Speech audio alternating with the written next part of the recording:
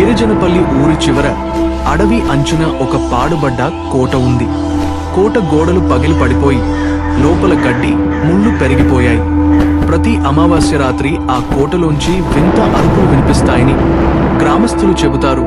ఆ అరుపులు విన్నవాళ్లకి రాత్రుళ్ళు నిద్ర పట్టదట. ఎవరైనా అక్కడికి వెళ్లాలని అనుకుంటే వారికి మరణం తప్పదని చెబుతుంటారు. ఒకరోజు రవి అనే యువకుడు ఆ మాటలు విని ఆసక్తి పడ్డాడు.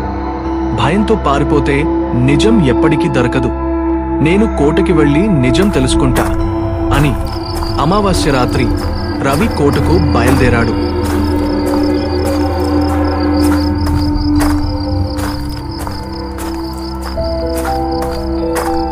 దట్టమైన అడవి మార్గం గుండా ప్రయాణించాడు.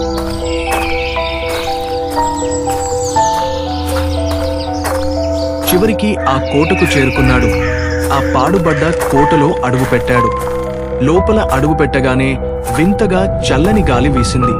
కోట గోడలపై పొడవైన నీడలు నాట్యం చేస్తున్నట్టు కనిపించాయి. ఎవరూ లేకపోయినా అతనికి తన వెనుక ఎవరైనా నడుస్తున్నట్టు శబ్దం వినిపించింది. అతని లాంతరు మసకబారింది.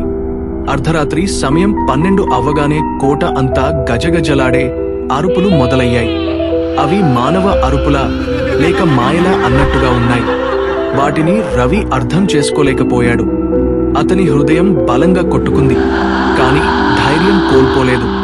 కోట లోపలి గదిలో ఒక పాత బావి ఉంది. ఆ బావి దగ్గరికి రాగానే రవి కళ్ల ముందు దారుణ దృశ్యం కనిపించింది.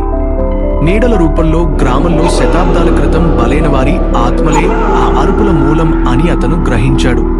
వాళ్లు కోటలో బంధింపబడి ప్రతి అమావాస్య రాత్రి బాధతో అరుస్తూ ఉంటారు.